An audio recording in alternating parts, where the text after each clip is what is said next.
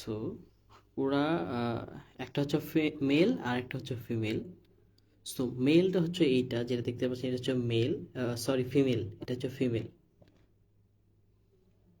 এটা ফিমেল। ও very cute.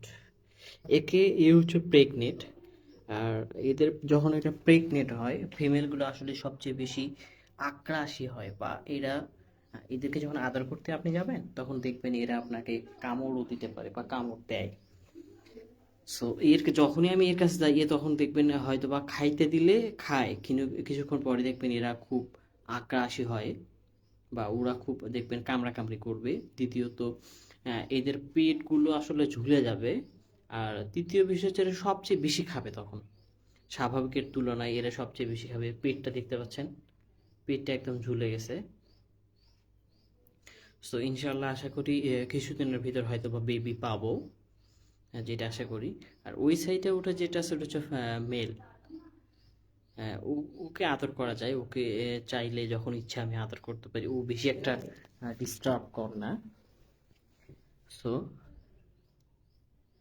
একে আমরা আদর করতে পারি বা হাতেও নিতে পারি, আমাদেরকে খুব একটা সমস্যা করে না।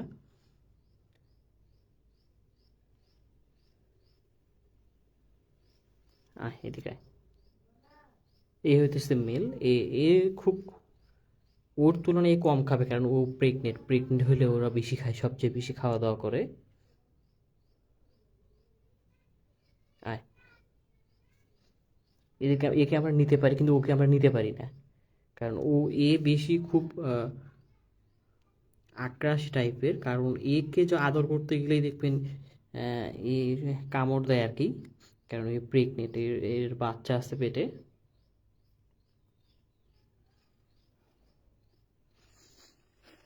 সো ভিডিওটি এই পর্যন্তই।